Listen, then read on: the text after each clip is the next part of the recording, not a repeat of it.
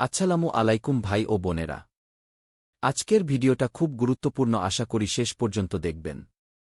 আল্লাহ তাআলা সৃষ্টির সূচনা লগ্নে তার নিজের প্রতি যে প্রেম ছিল তা হাকিকতে মুহাম্মদীর প্রতি তাওয়াজ্জুহ মারফত এলকা করে পাক পাঞ্জাতন সৃষ্টি করে সৃষ্টির সূচনা করেন। সেই মুহব্বত লাভ করার নাম হল বিলায়েত লাভ করা। হাকিকতে আল্লাহু জাল্লা শানুহুতে বান্দা যখন ফানা হয়, তখন বান্দার নিজের বলে কিছু থাকে না, আল্লাহময় হয়ে যায়। স্রষ্টার এলকাকিত নিজের প্রতি নিজের প্রেম আবার তার কাছে প্রত্যাবর্তন করে বান্দারূপে যে মুহব্বতে তিনি তাকে আপন করে নেন তা হল বিলায়েত।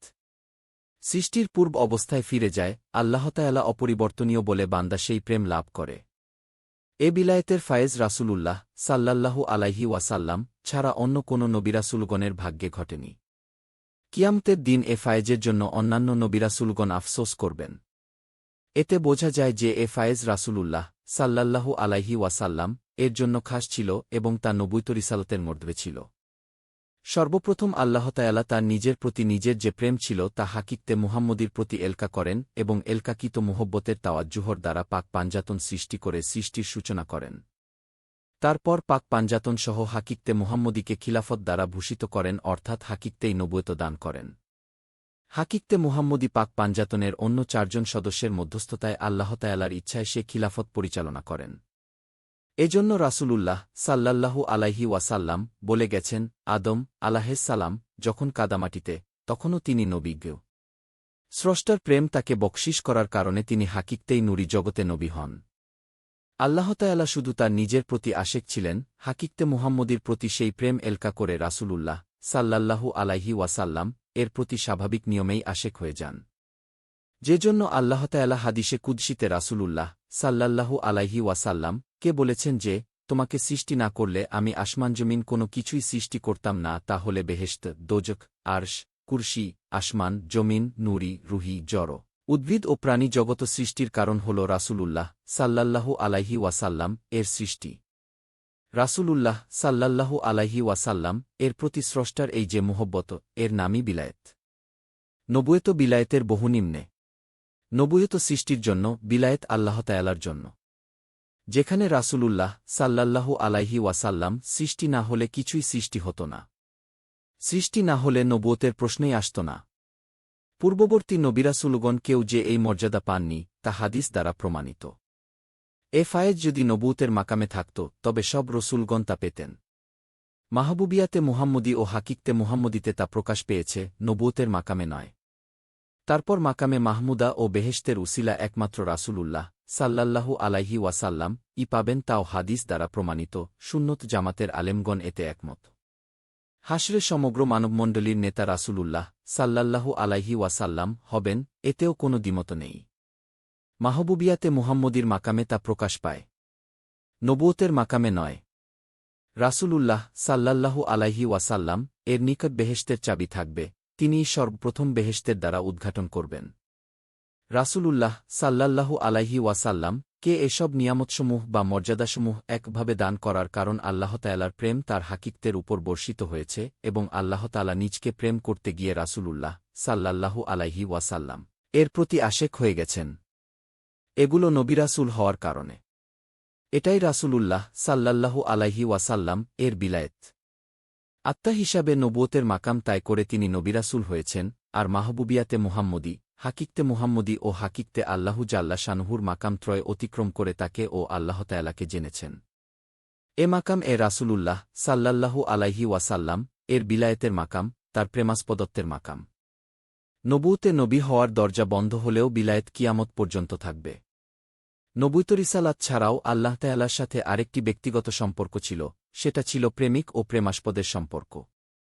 হাদিসে কুদসিতে ইলহাম মারফত আল্লাহ তাআলা তাকে কত দূর মুহব্বত করেন তা জানাতেন এবং তরিকতের শেষ মাকাম ত্রয়ের মারফত সে সব দেখাতেন এবং তাকে স্রষ্টা আপন জাতিসত্তার নূরে টেনে নিয়ে গেছেন। আল্লাহ চোখে তিনি দেখেছেন, আল্লাহ কানে শুনেছেন, তার কথাবার্তা ও আচরণ আল্লাহরই কথাবার্তা ও আচরণে রূপান্তরিত হয়ে যায়। একদা এক সাহাবী তাকে নিবেদন করেন, হুজুর আপনি তো মানুষ, রাগের সময় যে সব কথাবার্তা বলেন তাও কি আমরা হাদিস হিসাবে লিপিবদ্ধ করব? জবাবে জানালেন যে এ মুখ হতে সত্য ব্যতীত কিছু বের হয় না। অর্থাৎ হাকিকতে আল্লাহু জাল্লা শানুহুতে ফানা হয়ে সর্বদা তিনি তাতেই অবস্থান করতেন। বিলায়েতের জন্য তার এরূপ অবস্থা হয়েছিল। বিলায়েতের জন্য তার কাছে ইলহাম আসত, যা তিনি হাদিসে কুদসিতে বলে গেছেন, তা ছিল তার জন্য খাস। আর নবুয়তের কারণে তার কাছে ওহী আসত, যা ছিল সার্বজনীন। উম্মতের নিকট ইলহাম থেকে ওহীর দাম বেশি। কিন্তু রাসূলুল্লাহ সাল্লাল্লাহু আলাইহি ওয়াসাল্লাম এর নিকট ইলহামের দাম অপরিসীম। কারণ প্রেমিক আল্লাহ তাআলা আর প্রেমাস্পদ রাসূলুল্লাহ সাল্লাল্লাহু আলাইহি ওয়াসাল্লাম এ দুজনের খুবই ঘনিষ্ঠ সম্পর্ক, যাকে বিলায়েত বলে উল্লেখ করা হচ্ছে। বিলায়েতের এ তিনটি মুহব্বত ও হাকিকতের মাকাম নবুয়তের ফায়েজের উপরে। যদি উপরে না হবে তবে এর জন্য অন্যান্য নবীগণ শহরে আফসোস করবেন কেন? আর এ তিনটি মাকাম পাবার জন্য ঈসা আলাইহিসসালাম আবার দুনিয়াতে আসবেন কেন? তার তো নবুয়ত এবং রিসালাত ছিলই। তিনি পুনরায় দুনিয়াতে আসবেন এ বিলায়েতের জন্য। কারণ রাসূলুল্লাহ সাল্লাল্লাহু আলাইহি ওয়াসাল্লাম এর উসিলায় তার উম্মতগণ বিলায়েতের এ মাকাম পেতে পারেন। আল্লাহ তাআলার কি অপূর্ব কৌশল ও মেহেরবানি যে, আখেরি জামানায় রাসূলুল্লাহ সাল্লাল্লাহু আলাইহি ওয়াসাল্লাম কে নবী করে নবুয়তের দরজা বন্ধ করে দেন, অথচ রাসূলুল্লাহ সাল্লাল্লাহু আলাইহি ওয়াসাল্লাম এর বিলায়েত চালু রাখেন, যা নবুয়তের মাকাম তায় না করা পর্যন্ত পাওয়া যায় না। ফলে নবুয়ত শেষ হলেও নবুয়তের ফায়েজ অব্যাহত থাকে। বিলায়েত দ্বারাই নবুয়তের ফায়েজ সঞ্জীবিত থাকে। কোনো উম্মত নবীগণের মর্যাদা পাবে না, যদিও বিলায়েতের ফায়েজ নবুয়তের ফায়েজের উপরে। এজন্য নবুয়তের ফায়েজ তাই করলে উম্মতে মুহাম্মদীর অলিগণ পূর্ববর্তী উলুল আজম পয়গাম্বর সাহেবদের যে কোনো একজনের পায়ের নিচ পর্যন্ত পৌঁছেন। আর বিলায়েতের ফায়েজ তাই করলে নবীগণের নেতা জনাব রাসূলুল্লাহ সাল্লাল্লাহু আলাইহি ওয়াসাল্লাম এর পায়ের নিচ পর্যন্ত পৌঁছেন। এভাবে বিলায়েত মারফত রাসূলুল্লাহ সাল্লাল্লাহু আলাইহি ওয়াসাল্লাম কে শ্রেষ্ঠ নবী করা হয়েছে এবং উম্মতে মুহাম্মদীকে শ্রেষ্ঠ উম্মত করা হয়েছে। কেউ কেউ বলেন বিলায়েত নবুয়তের ছায়া। তারা মনে করেছেন অলিগণ বা উম্মত যখন নবীগণের সমকক্ষ হতে পারবেন না এবং বিলায়েত অলি অর্থাৎ উম্মতগণ পান, তখন এ সত্য ধারণা থেকে তারা ইজতিহাদ করে বলেছেন যে বিলায়েত নবুয়তের ছায়া। আসলে বিলায়েত রাসূলুল্লাহ সাল্লাল্লাহু আলাইহি ওয়াসাল্লাম এর ছায়া। তিনি একমাত্র নবী যার নবুয়ত ও বিলায়েত দুটোই ছিল। আর বিলায়েত হল আল্লাহ তাআলা যে মুহব্বত বা প্রেম তার নিজের প্রতি আছে, তাই হাকিকতে মুহাম্মদীর উপর আমানত রেখেছিলেন, সেই প্রেম এবং বিলায়েতের পূর্বলিখিত তিনটি মাকামে তার বহিঃপ্রকাশ ঘটিয়েছেন। দান করা হয়নি। দলিল ও হাদিস দ্বারা তা প্রমাণিত। কেউ তা অস্বীকার করলে বা বিলায়েতের ফায়েজকে নবুয়তের ফায়ের নিচে বা সমকক্ষ বললে তা হাদিসের সাথে সামঞ্জস্যপূর্ণ হবে না, এবং যা হাদিসের বিরুদ্ধে হয় তা শরীয়তেরও বিরুদ্ধে, বাস্তবের সাথে মিলে না, এ কারণে যে নবুয়তের মাকাম তাই করে কোনো অলি রাসূলুল্লাহ সাল্লাল্লাহু আলাইহি ওয়াসাল্লাম এর পায়ের নিচ পর্যন্ত পৌঁছেছেন বলে দাবি করেননি, বরং পূর্ববর্তী রাসূলগণের পায়ের নিচ পর্যন্ত পৌঁছেছেন বলে জানিয়েছেন। উক্ত বিলায়েতের তিন মাকাম তাই করা অলিগণ রাসূলুল্লাহ সাল্লাল্লাহু আলাইহি ওয়াসাল্লাম এর কদম মুবারক পর্যন্ত পৌঁছেছেন বলে জানিয়েছেন। কুদমিয়া তরিকার ইমাম সাহেব তার কাশফুল আশরার নামক রেছালায় বলেছেন, মাহবুবিয়াতে মুহাম্মদী, হাকিকতে মুহাম্মদী ও হাকিকতে আল্লাহু জাল্লা শানুহু এই মাকাম তিনটিকে তালিম ও ইরশাদের সময় হুজুর আকরাম সাল্লাল্লাহু আলাইহি ওয়াসাল্লাম বিলায়েতের শেষ সীমা বলে স্থির করেছেন। পূর্ববর্তী অলিগণ এই তিন মাকামের ফায়েজসমূহকে সমস্তের নামে অংশের নামকরণ রূপে বিলায়েত নবুয়তের উপর বলে উল্লেখ করেছেন। কুদমিয়া তরিকা নাজিলের সময় এই তরিকার ইমাম হজরত সিয়াদ আমজাদ আলী শাহ রহমাতুল্লাহ এর নিকট রাসূলুল্লাহ সাল্লাল্লাহু আলাইহি ওয়াসাল্লাম তরিকতের শেষ তিনটি মাকামকে বিলায়েতের শেষ বলে উল্লেখ করেছেন। তবে এর প্রথম কোথায়, এই চিন্তা আমাদের করতে হবে। ঈমান আনার পরই নবুয়তের ফায়েজ শুরু হয় এবং নবুয়তের মাকামের ফায়েজে এর পরিপূর্ণতা আসে। আগের জামানায় এ মাকামে ফায়েজের পরিপূর্ণতা এলে কাউকে নবী হিসাবে মনোনীত করা হতো অথবা কাউকে অলি হিসাবে রেখে দেওয়া হতো। বর্তমানে আখেরি জামানাতে ঠিক তেমনি আল্লাহর ওয়াস্তে কোনো কিছুকে মুহব্বত করলে বিলায়েতের ফায়েজের সূচনা হয় এবং হাকিকতে আল্লাহু জাল্লা শানুহুর মাকামে ফানাবাকা হলে বিলায়েতের ফায়েজের পরিপূর্ণতা আসে, এবং তখন যদি আল্লাহ তাআলা তাকে ভালোবাসেন তবে বান্দার হাত, মুখ, চোখ, পা, অন্তঃকরণ ও চলাফেরা ইত্যাদিকে নিজের বলে গ্রহণ করেন। আল্লাহ তাআলার হাকিকতে ফানাবাকা হয়ে বিলায়েতের পূর্ণ ফায়েজ প্রাপ্ত হলেই বিলায়েত প্রাপ্ত হলেন বোঝা যায় না। এ মাকামে আল্লাহ তাআলা যদি তাকে ভালোবাসার পাত্র হিসাবে মনোনীত করেন তবে বিলায়েত প্রাপ্ত হলেন বলে বোঝা গেল। তার চিহ্ন হল হজরত আলী রাজিয়াল্লাহু আনহু তাকে বায়াত করবেন। হজরত আলী কারিমুল্লাহ বায়াত করলেই বোঝা গেল তিনি বিলায়েত প্রাপ্ত হলেন। নবুয়ত পাওয়া এবং নবুয়তের ফায়েজ পাওয়া যেমন এক কথা নয়, তেমনি বিলায়েতের ফায়েজ পাওয়া ও বিলায়েত পাওয়া এক কথা নয়। বিলায়েত পেলে আল্লাহ পাক তাকে মাহবুব উপাধি দেন। এর একটি বাস্তব উদাহরণ দিচ্ছি।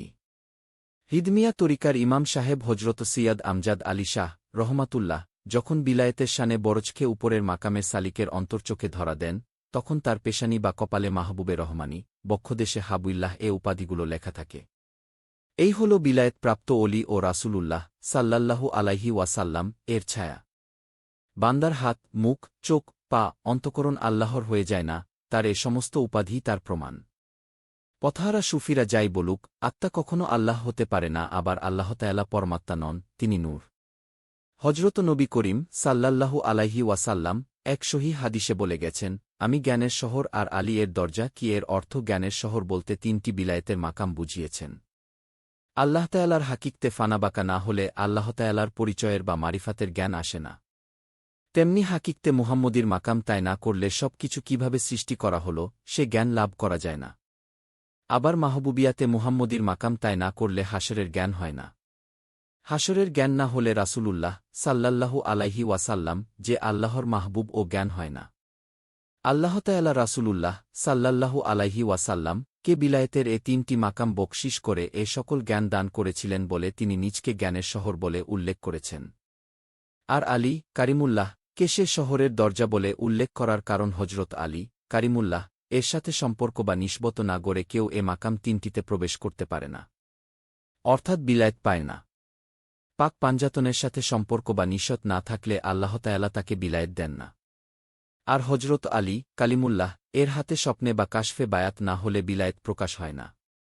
হজরত ইব্রাহিম আলাইহিস সালাম এর সাথে রাসূলুল্লাহ সাল্লাল্লাহু আলাইহি ওয়াসাল্লাম এর অনেক সাদৃশ্য আছে। ইব্রাহিম আলাইহিস সালাম এর বংশধর হতে আল্লাহ তাআলা বহু নবিরাসূলগণের উদ্ভব ঘটিয়েছেন, তেমনি কিয়ামত পর্যন্ত যুগে যুগে রাসূলুল্লাহ সাল্লাল্লাহু আলাইহি ওয়াসাল্লাম এর পাক পাঞ্জাতনের আওলাদগণ তথা আহলে বাইত হতে অধিকাংশ তরিকার ইমাম মনোনীত করে তরিকা নাজিল করেছেন। পাক পাঞ্জাতনের সাথে সম্পর্কিত তরিকার ইমাম ও তাদের অনুসারীগণই বিলায়েতের জন্য মনোনীত হন। কারণ বিলায়েতের তিন মাকাম পাক পাঞ্জাতনের সাথে সম্পর্কিত বা নিঃশতওয়ালা তরিকার জন্য সুনির্দিষ্ট। জামানার গাউস, আবদাল, আওতাদ প্রভৃতি পাক পাঞ্জাতনের খিলাফতের পদসমূহ পাক পাঞ্জাতনের সাথে সম্পর্কিত তরিকার বুজুর্গগণ পেয়ে থাকেন। বর্তমানে চার তরিকা একসাথে অনুসরণ করা হয়। যাদের আধ্যাত্মিক পদ বা দায়িত্ব দেওয়া হয় তারা চার তরিকা অনুসরণ করলেও অন্তর্চোখে দেখতে পারবেন রাসূলুল্লাহ সাল্লাল্লাহু আলাইহি ওয়াসাল্লাম তাকে আধ্যাত্মিক দায়িত্ব দেওয়ার সময় কিছু সংখ্যক বুজুর্গদের মজলিস করে সবার সামনে দায়িত্ব দেন। সে বুজুর্গদের প্রতি লক্ষ্য করলে বুঝতে পারবেন তারা সবাই পাক পাঞ্জাতনের সাথে সম্পর্কিত তরিকার মাশায়েখ। এতে আমার বক্তব্যের সারবত্তা ও সত্যতা সম্পর্কে বুঝতে পারবেন। নবুয়তের ফায়েজ বিলায়েতের ভিত্তিমূল। কেউ নবুয়তের ফায়েজ তাই না করে বিলায়েতের ফায়েজে যেতে পারবে না। নবুয়তের মূল্য অপরিসীম। এ নবুয়তের মাকাম তাই করে লক্ষাধিক নবিরাসুল হয়েছেন, যারা আল্লাহর তাওহীদ ও একত্বের প্রতি মানুষকে আহ্বান জানিয়েছেন, এক আল্লাহর দাসত্ব করতে বলেছেন। এ মাকাম তাই করে রাসূলগণ আল্লাহ খলিফা মনোনীত হয়ে পাক পাঞ্জাতনের খিলাফত লাভ করেছেন, জাহেরি, বাতেনি ও ইলমে লাদুন্নি লাভ করেছেন। খিজির আলাইহিস সালাম ইলমে লাদুন্নি পেয়েছেন, ফানাফিল্লাহতে আবদালিয়াত পেয়ে এ মাকামে আল্লাহ তাআলার ইচ্ছায় পাক পাঞ্জাতনের খিলাফত পেয়ে হিজবুল্লাহ বাহিনীর নেতা হয়েছেন। রাসূলুল্লাহ সাল্লাল্লাহু আলাইহি ওয়াসাল্লাম এ মাকামে দাঁড়িয়ে মানুষকে তাওহীদ ও আল্লাহর দাসত্বের জন্য আহ্বান জানিয়েছেন। এ মাকামে কতদূর বিলায়েত পাওয়া যায়? এ মাকাম বিলায়েত শূন্য নয়। যদি বিলায়েত শূন্য হতো তবে ইব্রাহিম আলাইহিস সালাম আল্লাহর বন্ধু হতে পারতেন না। কারণ বন্ধুত্ব বিলায়েত শূন্য হতে পারে না, যদিও এটা কামালিয়াতের মাকাম। পূর্বেই বলা হয়েছে মুহব্বত হল বিলায়েতের ফায়েজের মূল উপাদান, ভয় হল দাসত্বের ভিত্তি। মুহব্বত দুই রকম, আল্লাহর প্রতি মুহব্বত আর বান্দার প্রতি আল্লাহ মুহব্বত। বান্দার প্রতি আল্লাহ মুহব্বত হল বিলায়েতের ভিত্তি। নবুয়তের মাকাম পর্যন্ত আল্লাহ তাআলার মুহব্বত পাওয়া কতগুলো শর্তের উপর নির্ভর করে। দয়া তো সর্বব্যাপী। যারা ঈমান আনে ও সৎ কর্ম করে তাদের জন্য দয়াময় সৃষ্টি করবেন ভালোবাসা। এ ভালোবাসা আল্লাহর প্রতি বান্দার ভালোবাসা। আল্লাহ তওবাকারীকে ভালোবাসেন এবং যারা পবিত্র থাকে তাদের ভালোবাসেন। আল্লাহ সৎ কর্মপরায়ণদের ভালোবাসেন। রাসূলুল্লাহ সাল্লাল্লাহু আলাইহি ওয়াসাল্লাম বলেছেন, আল্লাহ আমাকে ভালোবাসেন বলে আমাকে ভালোবাস। পাক কোরআন ও হাদিসে আল্লাহ তাআলাকে ভালোবাসার অনেক আয়াত ও রেওয়ায়েত আছে। এ কাজগুলো করলে বা শর্তসমূহ পালন করলে আল্লাহ তাআলা ভালোবাসবেন। যতদিন শর্তসমূহ পালিত হবে ততদিন ভালোবাসবেন। সমস্ত কিছুর ভালোবাসা পরিত্যাগ করে এমনকি নিজের প্রাণ, সন্তান সন্ততি, ধনসম্পত্তি ও দুনিয়ার ভালোবাসা পরিত্যাগ করে আল্লাহ ও তার রাসূলকে ভালোবাসতে হবে। আল্লাহ ছাড়া কোনো মাহবুব নেই। এই বাক্যে নিজকে প্রতিষ্ঠিত করতে হবে। ফানাফিল্লাহতে মোটামুটি এ ফায়েজ পূর্ণ হয়। পরিপূর্ণ হলে বান্দা মজ্জুব হয়ে যায়, ইরাদতের ফায়েজ এলেই মজ্জুবত্ব ছুটে যায়। এ ফায়েজ পরিপূর্ণ হলেই হবে না, স্থায়ীভাবে থাকতে হবে। স্থায়ীভাবে রাখতে হলে সবর, শকর, তাওয়াক্কুল, তর্কে দুনিয়া, আল্লাহতায়ালার সব কাজে রাজি থাকা ইত্যাদি কতগুলো মানসিক ঐশ্বর্য ও আল্লাহতায়ালার গুণাবলী অর্জন করতে হয়।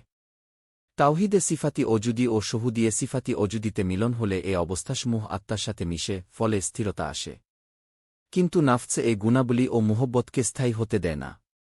গাফিলতি, শরীয়ত বিরুদ্ধ কাজের জন্য বা আল্লাহতায়ালা ভিন্ন অন্য কোনো কিছুর প্রতি আকর্ষণে তা চলে যেতে পারে, সেজন্য একে বিলায়েতের মাকাম বলা যায় না। নবুতে শহুদে অজুদিয়ে জাতিতে মিলন হলে জাতি তাজাল্লির গুণে এসব গুণাবলী ও মুহব্বত স্থায়ী হয়।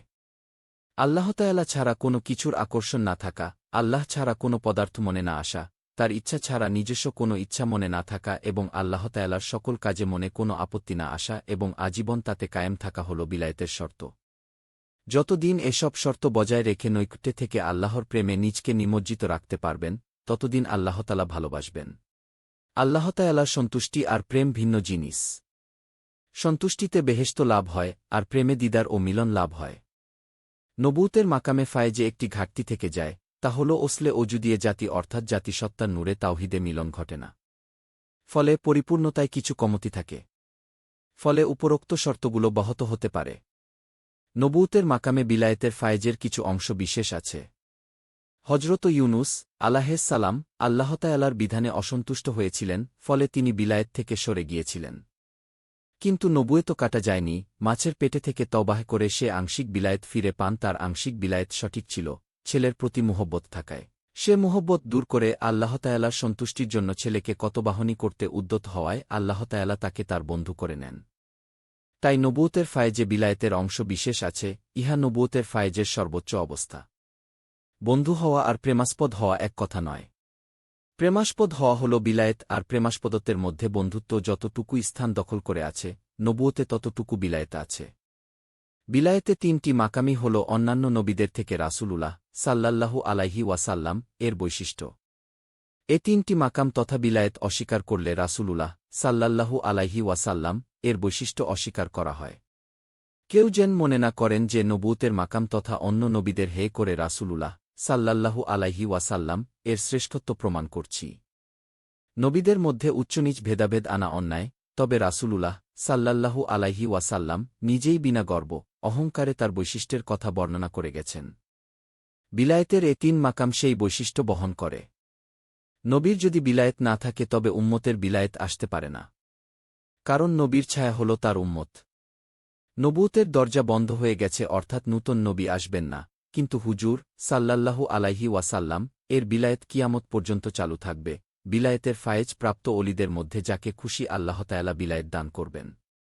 পূর্বেই বলা হয়েছে যে পাক পাঞ্জাতনের সাথে সম্পর্কিত তরিকার অলিগণ ছাড়া বিলায়েত দান করা হয় না এবং আলী কারিমুল্লাহ কে বিলায়েতের দরজা করা হয়েছে। এবং বিলায়েতের তিনটি মাকাম শুধু পাক পাঞ্জাতনের সাথে সম্পর্কিত। তরিকাগুলোকে বকশিশ করা হয়েছে বা হবে। তবে শ্রেষ্ঠ সাহাবিগণ হতে যে তরিকাগুলো নাজিল হয় সে সব তরিকাগুলোকে বিলায়েতের তিন মাকামের ফায়েজ দেওয়া হয় না, তাতে কি সাহাবিদের মর্যাদা ম্লান হয় বলে মনে হয় না। এবং হজরত আলী কারিমুল্লাহ এর মর্যাদা তাদের বেশি বলে মনে হয় না। শুধু তরিকত ইসলাম নয়া ইমানের উপর প্রতিষ্ঠিত। আর ইমান ইসলামের 5 রোকনের একটি জরুরি ও অত্যাবশ্যকীয় রোকন। সুন্নত জামাতের আকিদা এবং এ জামাতের আলেমগণ একমত যে হজরত আবু বকর সিদ্দিক রাজিয়াল্লাহু আনহু শ্রেষ্ঠ ও 1 নম্বর উম্মত। তারপর পর্যায়ক্রমে হজরত ওমর রাজিয়াল্লাহু আনহু, হজরত ওসমান রাজিয়াল্লাহু আনহু এবং হজরত আলী রাজিয়াল্লাহু আনহু। এই ইজমা বা ঐক্যমত ভাঙার চেষ্টা করা অন্যায়। সমগ্র ইসলামের দৃষ্টিভঙ্গিতে এ হল শ্রেষ্ঠ সাহাবিগণের মর্যাদা। তবে এক এক সাহাবীর এক এক রকম বৈশিষ্ট্য ছিল।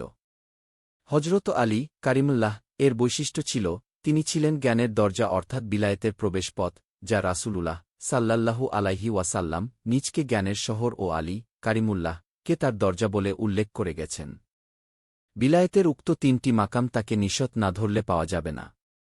রাসূলুল্লাহ সাল্লাল্লাহু আলাইহি ওয়াসাল্লাম বলে গেছেন যে, আল্লাহ তাআলা যে সমস্ত জিনিস আমার সিনায় দিয়েছেন, আমি যথাযথভাবে আবু বকরের সিনায় দিয়ে দিয়েছি তাতে মনে হয় হয়তো বিলায়েত আবু বকর সিদ্দিক রাজিয়াল্লাহু আনহু ও শ্রেষ্ঠ সাহাবীদের দান করেছেন, কিন্তু সে বিলায়েত হজরত আলী কারিমুল্লাহ এর নিসবত ছাড়া প্রকাশ হবে না।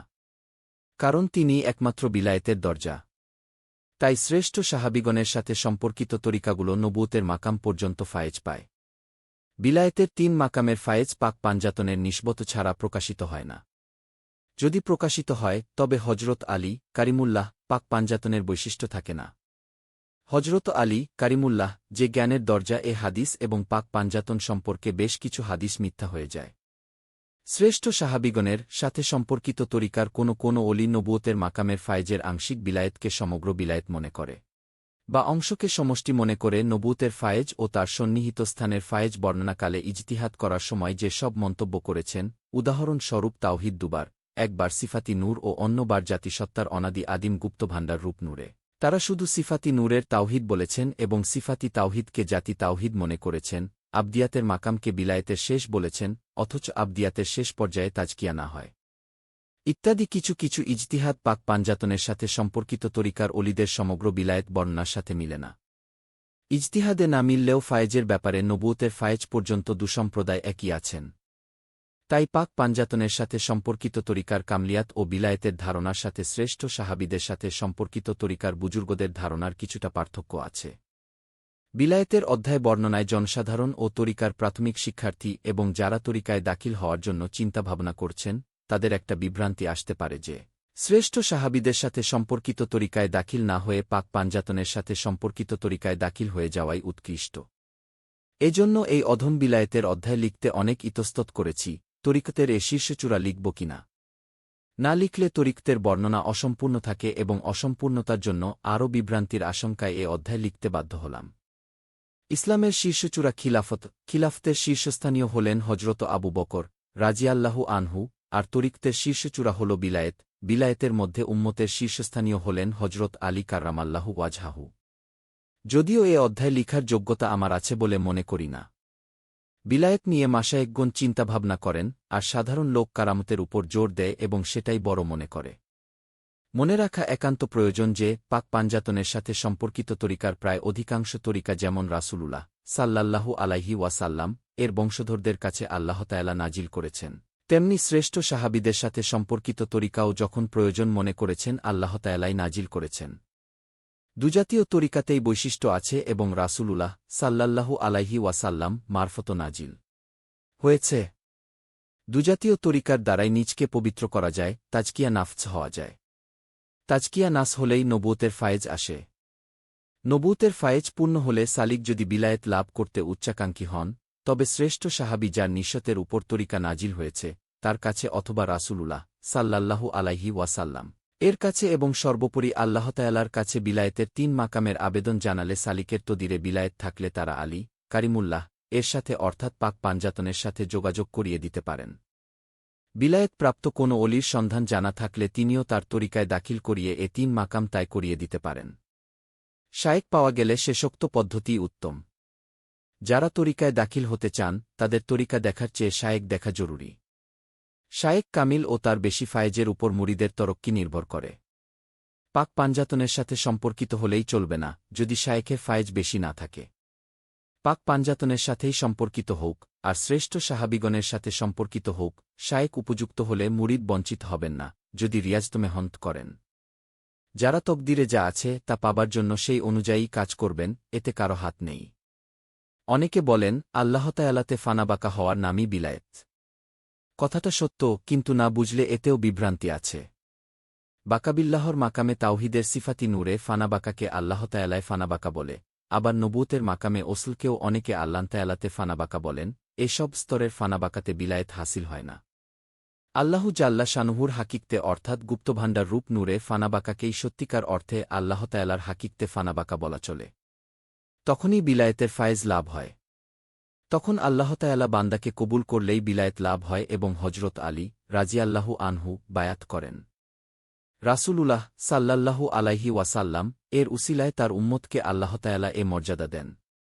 সার্বিক ইসলামের দৃষ্টিভঙ্গিতে বিলায়েত পেলেও সাহাবিগণের মধ্যে যারা বিলায়েত পাননি তাদের মতো মর্যাদা পাওয়া যায় না, আবার সাহাবাগণ বা উম্মতগণ নবীগণের মতো মর্যাদা পান না। সৎকর্মের দ্বারা, জিহাদ দ্বারা ও রাসূলুল্লাহ সাল্লাল্লাহু আলাইহি ওয়াসাল্লাম এর সাথী হিসাবে সাহাবাগণ বিপুল মর্যাদার অধিকারী। আল্লাহু জাল্লা শানুহুর হাকিকতে ফানাবাকা লাভ করাই আল্লাহতায়ালাতে ফানাবাকা লাভ করা বোঝায়। এ ফানাবাকা লাভ করাই হল পরিপূর্ণ বিলায়েত লাভ করায় রাসূলুল্লাহ সাল্লাল্লাহু আলাইহি ওয়াসাল্লাম কে আল্লাহতায়ালা খাসভাবে দান করেছিলেন। তরিকত স্রষ্টার সাথে কারবার, অনুমান কল্পনার মনগড়া কারবার এতে নেই। নবুতের উপরের ফায়েসমূহের উপর আমল হয়েছে এবং সাফল্য অর্জিত হয়েছে। এ তরিকার অনেকে বিলায়েত লাভ করেছেন, একে অস্বীকারের উপায় নেই। আল্লাহু জাল্লা শানুহুর হাকিকতে ফানাবাকা হওয়ার পর তরিকাগুলোর মধ্যে আর কোনো ব্যবধান থাকে না, সব এক হয়ে যায়। তখন যে কোনো তরিকার ফায়েজ দ্বারা তালিম দেওয়া যায়। আসল বিলায়েত হল রাসূলুল্লাহ সাল্লাল্লাহু আলাইহি ওয়াসাল্লাম এর ছায়া ও তার কদম মুবারকের নিচে অবস্থান নেওয়া। আর ছায়া বিলায়েত হল নবুয়তের ফায়েজে অন্যান্য উলুল আজম পয়গাম্বর সাহেবগণের পদতলে অবস্থান গ্রহণ। ছায়া বিলায়েত সামান্য অপরাধে ছুটে যেতে পারে, আর আসল বিলায়েত চলে যাওয়ার সম্ভাবনা কম, কারণ এতে বান্দার কোনো আলাদা ইচ্ছা থাকে না, পূর্ব সংশোধিত পরিশুদ্ধ আত্মার আবদাল হয়ে যায়। তবে কোনো কিছুরই গ্যারান্টি নেই, বিলায়েত নিয়ে মরতে পারলেই গ্যারান্টি। মাহবুবুল্লাহ ও হাবুল্লাহ একজনেই, তিনি হলেন রাসূলুল্লাহ সাল্লাল্লাহু আলাইহি ওয়াসাল্লাম। তবে তার ওছিলায় তার আওলাদ ও বিলায়েত প্রাপ্ত অলিগণ মাহবুব উপাধি পান। তারা পরিপূর্ণ মানবতা অর্জন করেন বলে সিদ্দিকুল্লাহ উপাধি পেতে পারেন। বিলায়েত ও দিদারে ইলাহি সম্বন্ধে মোটামুটি বলা হল, এতে বিশ্বাস করলে জ্ঞান হবে, আর জ্ঞান অনুযায়ী আখিরাতে মর্যাদা পাওয়া যাবে। জ্ঞানের মিষ্টতার সাথে আমলের তিক্ততা বরদাস্ত করতে পারলে তা নূরে পরিণত হয়ে আল্লাহতায়ালার নূরে ফানা হবে। নূর নূরকে আকর্ষণ করে বলে বিভিন্ন নূরের তাজাল্লি হবে, তা আত্মাতে গিয়ে মিশবে। আল্লাহ তাআলার গুণাবলী লাভ করে আত্মা শক্তিশালী ও সৌন্দর্যমণ্ডিত হবে। শ্রেষ্ঠ সাহাবীদের সাথে সম্পর্কিত তরিকাত অলিগণ ইজতিহাদে ভুল করে নবুয়তের ফায়েজকে সর্বশেষ ফায়েজ মনে করে নবুয়তের নিচে বিলায়েত মনে করে আবদিয়াতকে বিলায়েতের শেষ বলেছেন, যার ফলে রাসূলুল্লাহ সাল্লাল্লাহু আলাইহি ওয়াসাল্লাম এর শ্রেষ্ঠত্ব ম্লান হয়ে যায় এবং এ সম্বন্ধে রাসূলুল্লাহ সাল্লাল্লাহু আলাইহি ওয়াসাল্লাম এর হাদিসসমূহের সাথে সামঞ্জস্য হয় না এবং নবুয়তের মাকামের উপরের ফায়েজসমূহের অস্বীকারত্ব ঘটে। রাসূলুল্লাহ সাল্লাল্লাহু আলাইহি ওয়াসাল্লাম এর নবুয়ত ও অন্যান্য নবীদের নবুয়তে সূক্ষ্ম ব্যবধান আছে। রাসূলুল্লাহ সাল্লাল্লাহু আলাইহি ওয়াসাল্লাম এর নবুয়তের নিচে উম্মতের বিলায়েত বললে অনেকটা সঠিক হয়। বিলায়েতের কারণে উম্মতে মুহাম্মদীর শ্রেষ্ঠত্ব আছে অন্যান্য নবীদের উম্মত হতে। দাসত্বে গিয়ে আমল না করলে পাথরের উপর পতিত ধুলাবালির মতো ঝড়ঝঞ্ঝায় উড়ে যাবে, অর্থাৎ রোগে, শোকে ও মৃত্যু কষ্টে এ জ্ঞান টিকিয়ে রাখা মুশকিল হবে, প্রেম বজায় থাকবে না। ঈমান অনুযায়ী আল্লাহতায়ালার অনুগ্রহ এবং জ্ঞান অনুযায়ী আখিরাতে মর্যাদা পাওয়া যাবে। জ্ঞান ও গুণকে আল্লাহর নূরে ফানা করে দিতে পারলে আল্লাহর জ্ঞানে জানা, আল্লাহর দেওয়া দৃষ্টিশক্তিতে আত্মা এর সৌন্দর্য দেখে শুনে তার প্রেমে বিভোর হয়ে থাকতে পারবে। বিলায়েত প্রাপ্ত অলিগণ আল্লাহতায়ালার মনোনীত পীর বা শায়েক এবং স্বয়ং আমান। ভাই ও বন্ধুরা, এই কথাগুলো তরক্তের জন্য জরুরি। আশা করছি মেনে চলবেন এবং ফলো করবেন। চ্যানেলটাকে সাবস্ক্রাইবই করতে ভুলবেন না। খোদা হাফিজ।